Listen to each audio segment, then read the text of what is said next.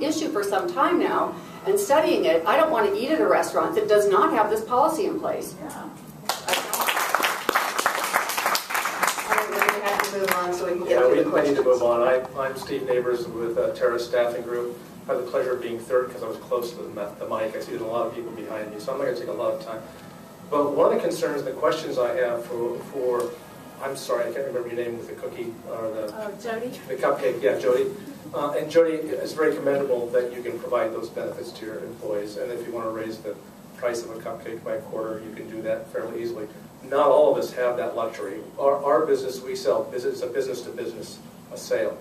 And I have lots of competitors who are just waiting for me to raise my price by a nickel and reopen the bidding process on that. What I'm asking you is about the flexibility for the temporary staffing industry. We put about 4,000 to 5,000 people to work every year. We have 5 offices that surround Seattle, Puget Sound. Some of our employees work in Seattle for a few days or a few weeks. They go back to their home in Renton. Some of them live in Seattle, and we send them out to Bellevue. You know, we have people moving. It's an amazing kind of anthill in our business. Very, very low profit margin in our business.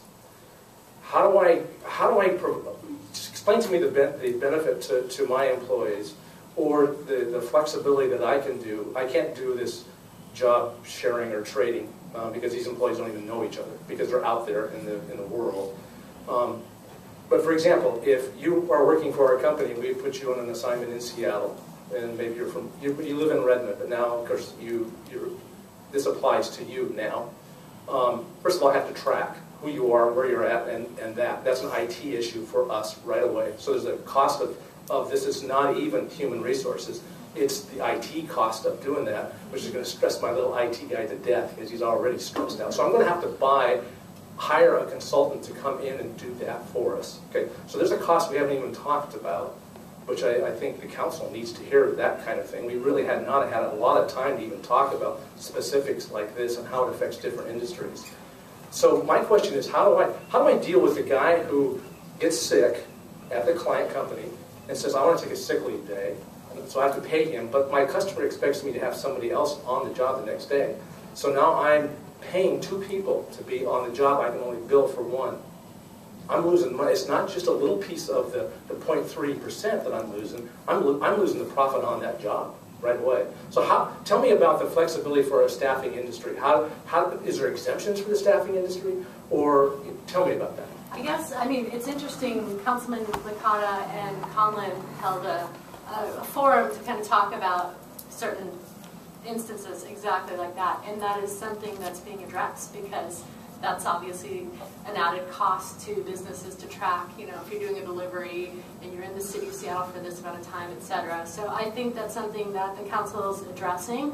And second, I mean, what do these people do when they're sick? Do they just go to work, or how are you dealing with that? They call in sick and I have to replace them, but I'm not paying them to be off. Okay. You know what I'm saying? I've got the cost of 2 people on a 1-person job when that happens. And all the, I mean, we have small the amount of same profit we take in it. We have to pay somebody to be out sick, and then we have to replace them as well because somebody has to make that. And for our full-time staff that work in our offices, we have PTO. But to have that for a workforce like a temporary workforce, it's just really. How many hours are they working a year? Who? These temporary. They can work anywhere from 1 day to all year long. I mean, it's very. Right. And remember, this is based on FTE. Yeah. Yeah. So I understand. Yeah.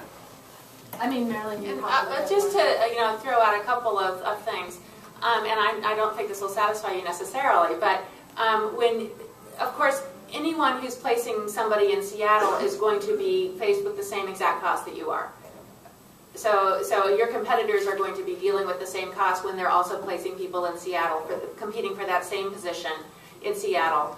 And you also have an advantage to employees being loyal and staying with you and knowing that you're sending out somebody who's really good and is going to do a really good job for whatever that client is. So that customer loyalty that comes from these kinds of benefits that Jody mentioned that she's seen coming from her company is something that's going to in fact be something that you could well experience as well. Yeah,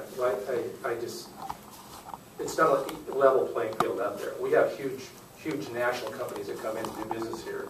that self-insured for workers' comp, they have a lot lower costs. Right, and I don't want to be rude, but we've got 7 minutes and 10 people, so. I'm sorry, thank you for your comments, sir. My name is Joshua Wilter. I'm with the Main Street Alliance of Washington. We're a coalition of small businesses. And Jody, I really appreciate the work that you and other small businesses did on the proposal. And you mentioned in your opening comments that in other cities this has been pursued by initiative, where there haven't been these kind of conversations with the local business community before a proposal was introduced. And so I guess my question is, what kind of message would it send to advocates, public health advocates, and the community at large, if the rest of the business community was to just fight to tactically delay, to kill the proposal? Would that send a message that, hey, you ought to go and sit down and talk with business owners to collaborate on a proposal, or would it send a message that you should just fight, they're going to fight you anyways, to just go full steam ahead? I mean, I honestly was honored to be a part of that coalition to kind of change the legislation that supported independent small businesses, especially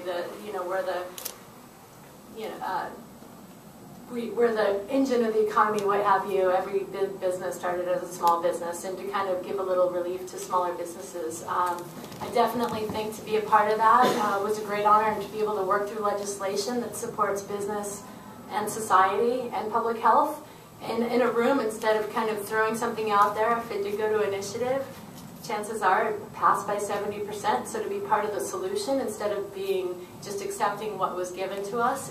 And I feel really good about the proposal that addresses the unique needs, and I think it would send not such a great message that, and we did reach out. We have over 70 businesses that are on board. We tried to reach out to as many businesses as possible. We're all wearing a million hats as small business owners, so we kind of wake up as soon as it's in our face. And a lot of my fellow business owner friends are kind of wondering what's going on, and I think the understanding of that whole paid time off, that you can add up your vacation, sick time, personal leave, etc. as one paid time off allotment, and a lot of us are already meeting it and we don't even know it. So, David, you want to say something? Just a really quick comment on this idea that Cupcake Corral represents a small business.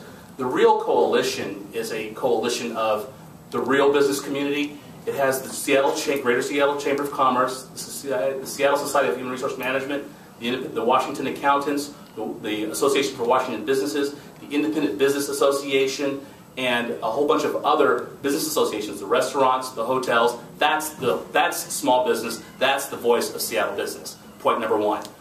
Point number two. I'm right here. Point number two. I'm the spokesperson for the Real Coalition. Point number two, about a third of the Seattle Healthy Workforce Coalition is labor. Okay, it's not small business, it's labor. Labor unions, grocers unions, and labor organizations who couldn't get this benefit at the bargaining table, so now they're trying to get it through legislation. Okay, real quick. Deborah, I just want to say that I'm not affiliated with any particular group. I'm just here as a small business owner. But I do have concerns in terms of that I recognize what Jody has done is a good process, but there needs to be further examination. It's not a strategic delay from my perspective. I just think that some of the issues in regards to seasonal part-time employees, as well as some of the impacts on the nonprofit community, haven't been adequately addressed. Okay. Next question. So I'm Natasha West Baker, and David, to you, first of all, I am the real voice of who Seattle is, because I labor in this city. I work here. I'm a mother of 3, and I'm the sole provider for a family of 5. I am the real voice, not you. I am the worker. I am the people who work to help build this city, and not just this city, but also this country. You do not get the right to sit up there and say that. Second of all, firstly, talk is very, very, very cheap. That's what you're doing. You're doing a whole lot of talk and not much else. Secondly, let me give you a cost-benefit analysis. If I take off sick one day and do not go to work, that is essentially 20% of my income. Do you know what 20% looks like? That looks like $100. You take a $500 paycheck and deduct $100, and I can tell you what it pays for. It pays for gas in my van so I can get to work, or it pays for food for my children, or it pays so that I can go to Cupcake Royale and pay